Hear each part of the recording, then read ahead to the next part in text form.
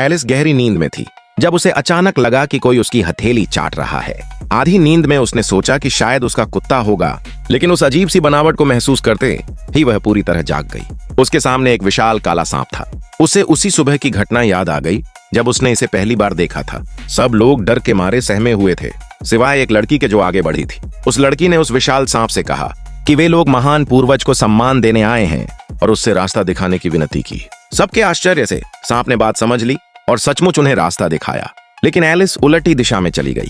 21वीं सदी से आई होने के कारण उसे किसी पुराने पूर्वज की सेवा कर शक्ति पाने में जरा भी दिलचस्पी नहीं थी, वो भी इस डरावनी जगह में। उसे पता नहीं था कि चारों तरफ अदृश्य बाधाएं थीं। करीब 800 बार दीवारों से टकराने के बाद उसने भागने का विचार छोड़ दिया और वापस समूह में शामिल हो गई। जब वे पूर्वजों के हाल में पहुंचे तो फर्श पर हर जगह खून फैला हुआ था।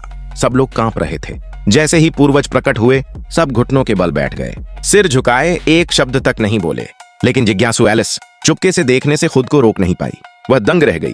500 साल पुराने पूर्वज असल में युवा और बेहद आकर्षक दिख रहे थे। जैसे ही वह उनके रूप को देखकर चकित थी, पूर्वज ने अचानक किसी को मार दिया, जिससे माहौल डर से भर गया। फिर उन्होंने दूसरे व्यक्ति को भी खत्म कर दिया। एलिस पूरी तरह घबरा गई। उसकी पहली प्रतिक्रिया थी यहाँ से भागो, लेकिन उसकी हरकत पूर्वज की नजर में आ गई। पूर्वज बोला, अच्छा, यहाँ तो एक और भी दिलेर मौजूद है। डरी सहमी एलिस ने जल्दी से कहा कि वह बिल्कुल बहादुर नहीं है, बल्कि बहुत डरपोक है। तब पूर्वज ने उसे अपनी आखिरी बात कहने को कहा। एलिस को लगा कि उसकी कहानी तो पहले एपिसोड से पहले ही खत्म हो जाएगी। लेकिन जैसे ही पूर्वज हमला करने वाले थे, उनके भीतर की अजीब आग अचानक भड़क उठी।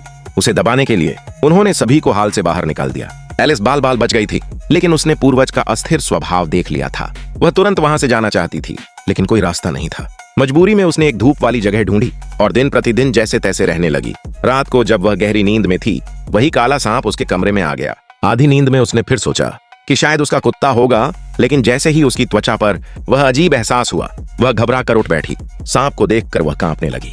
असल में उसी दिन पूर्वज वहां आए थे, लेकिन एलिस गहरी नींद में थी और उसे पता भी नहीं चला कि वह फिर खतरे में पड़ गई थी।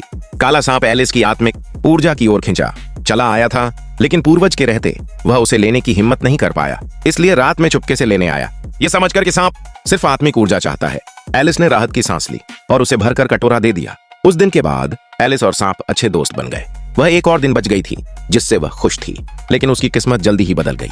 जैसे ही वह सोने गई, उसके पेट में तेज दर्द उठा। उसे लगा कि यह बस मासिक धर्म का दर्द है।